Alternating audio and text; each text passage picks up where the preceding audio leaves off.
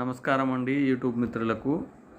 మనం థంబ్నెయిల్లో పెట్టుకునేది దేశ చరిత్రలో కని విని ఎరుగని ప్రజా సంక్షేమం చేసిన నాయకుడు ప్రజల చేత మోసగింపబడ్డాడు. అవునా కాదా? ప్రజల చేత 2024లో 2019 నుంచి 24 వరకు ప్రజా సంక్షేమమే పరమావధిగా పెట్టుకొని ప్రతి ఇల్లు ఆనందంగా ఉండాలా, సుభిక్షంగా ఉండాలా అనే ఒక దృఢ నిశ్చయంతో ముందుకు సాగిన నాయకుడు ఎవడన్నా ఉండారు అని అంటే చరిత్రలో అది జగన్మోహన్ రెడ్డి. లక్షల కోట్ల రూపాయలు ప్రజా సంక్షేమం కోసం ఖర్చు చేసి చివరకు ఆ ప్రజల విశ్వాసం వమ్ము అయిపోయిన రోజు ఆయనకు చిరకాలం గుర్తుండే రోజు 2024.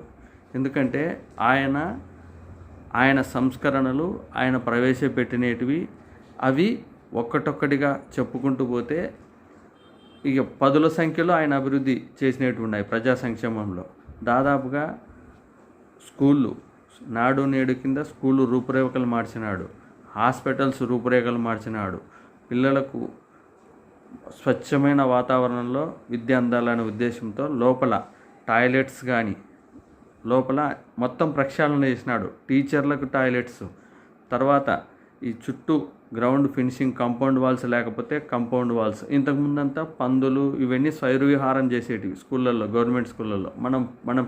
మనం పిల్లప్పుడు ఆ ఏజ్లో అంతా చూస్తే ఒక గవర్నమెంట్ స్కూల్ ఏరియాలో మనం ఆ విధంగా చూడాలనే ఆ గవర్నమెంట్ స్కూల్ ఏరియా అంత అసహ్యంగా ఉండేది. అటువంటిది ఈయన వచ్చిన తర్వాత కొన్ని గొప్ప సంస్కరణలు తీసుకొని వచ్చినాడు.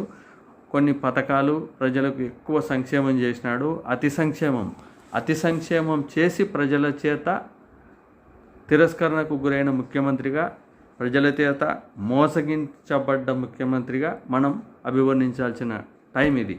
ఎందుకంటే 152 స్థానాలతో 2019లో అధికారం వచ్చిన జగన్మోహన్ రెడ్డి ఇప్పుడు 2024లో కేవలం 11 స్థానాలకే పరిమితం చేసినారు ప్రజలు. ఆయన చేసిన సంస్కరణలు ఎటువంటివంటే దాదాపుగా మనం ఏదైనా గవర్నమెంట్ ఆఫీస్కి పోతే గవర్నమెంట్ ఆఫీస్లో కనీసం లంచం లేనిది పని జరిగేదే కాదు. కానీ లంచగొండితనం లేకోకుండా ఇప్పుడు నిర్మూలించినాడు. ఎక్కడా లంచం అనే ప్రసక్తే ఉండదు ఏపీలో. ఇది చేసినాడు. తర్వాత స్కూళ్ళల్లో పిల్లలను వదిలితే ఈ వేల రూపాయలు ప్రైవేట్ స్కూళ్ళల్లో ఫీజులు కట్టాలా అనే భయం కూడా లేకోకుండా ప్రైవేట్ స్కూళ్ళకు ధీటుగా స్కూళ్ళను అభివృద్ధి చేసినాడు. ఇది చేసినాడు ఆయన అభివృద్ధి.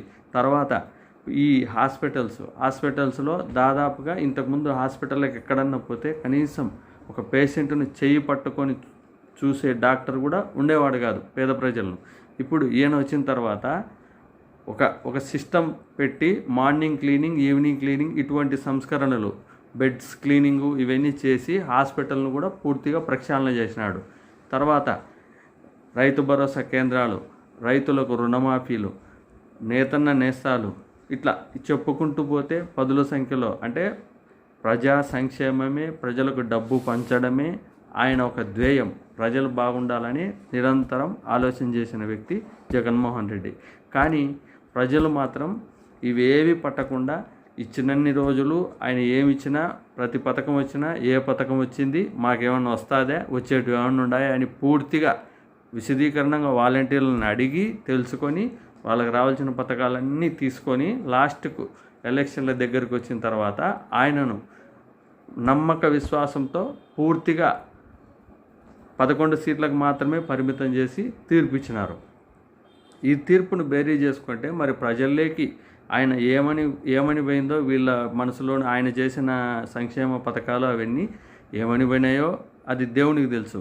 ఆయన ప్రతి సభలో ఏమంటాడు, నాకు క్యాంపెయినర్లు ఎవరొద్దు, నాకు ప్రజలే క్యాంపెయినర్లు, నా అక్క చెల్లెళ్ళే క్యాంపెయినర్లు, వీళ్ళే లబ్ధి పొందిన వాళ్ళే నాకు క్యాంపెయినర్లు, మొత్తం ప్రజాబలాన్ని నమ్ముకొని ప్రజలే నాకు ఓటేస్తారని నమ్ముకొని మిగతా వర్గాలన్నీ దూరం చేసుకున్న వ్యక్తి ఎవరన్నా ఉన్నారంటే అది జగన్మోహన్ రెడ్డి. మిగతా వర్గాలంటే ఎవరు? ఉద్యోగస్తులు. ఇప్పుడు ఉద్యోగస్తులకు దాదాపుగా చెడ్డైనాడు అని అంటే ప్రజల వల్లనే చెడ్డైనాడు. ఎందుకంటే ఇంతకుముందు ఏ ఆఫీస్కి పోయినా లంచాలు తినేటోళ్ళు, వాళ్ళ పనులు జరుగుతున్నాయి. ఇప్పుడు లంచాలు లేవు, ఏం లేవు, స్వచ్ఛమైన పాలన తీసుకొని వచ్చినాడు. వాళ్ళు ఏం చేసినారు, మాకు లంచం వచ్చేది లంచం లేకుండా చేసినాడు. వాళ్ళకి ఆల్రెడీ శత్రువు అయిపోయినాడు. ఈ విధంగా ప్రతి సంస్కరణలో ఆయన ముద్ర వేసినాడు. స్కూళ్ళల్లో కానీ ప్రతి దాంట్లో స్కూళ్ళకి టీచర్లను కానీ టైం టు టైం వచ్చి స్కూళ్ళకి చెప్పాలని ఒక సిస్టమ్ తీసుకొని వచ్చినాడు. ఒక యాప్లో వాళ్ళు ఫేస్ రికగ్నైజేషన్ యాప్ తీసుకొని వచ్చినాడు. ఇటువంటివన్నీ వాళ్ళను శత్రువులు చేసుకున్నాడు. ఎందుకంటే మేము పిల్లలతో పాటు వచ్చి మేము కూడా ఫోటోలు తీసుకోవాలా, మేము అటెండెన్స్ చేసుకోవాలా, మేము ఎక్కడ మాకు ఇంత స్వతంత్రం లేదే. అది ఎవరి కోసం చేసినాడు? ప్రజల కోసం చేసినాడు. కానీ ప్రజలు ఏం విశ్వసించినారు? ఇవేవి పట్టకోకుండా ఈయన 15,000 ఇస్తే ఆయన 45,000 ఇస్తాడు ముగ్గురు పిల్లలు ఉంటే. ఈయన 20,000 15,000 రైతు భరోసా ఇస్తే ఆయన 20,000 ఇస్తాడు. ఈ విధంగా ఏరియా పార్టీ వాళ్ళ హామీలకు ఏమన్నా మొగ్గు చూపినారో, గ్యాస్ సిలిండర్లు వస్తాయని మొగ్గు చూపినారో అది దేవునికి తెలుసు, అది తెలియదు. కానీ మొత్తానికైతే ఇంత ప్రజా సంక్షేమాన్ని నమ్ముకొని పాలన చేసిన ఒక ముఖ్యమంత్రిని అధపాతాళానికి తొక్కేసిన ఏపీ ప్రజలు, తొక్కేయడం అన్నారు దీన్ని, నమ్మక ద్రోహం చేసినారు ఏపీ ప్రజలు. ఆయన 2024 ఈ యొక్క జూన్ 4వ తారీఖును ఖచ్చితంగా ఆయన జీవితంలో గుర్తించుకోదగ్గ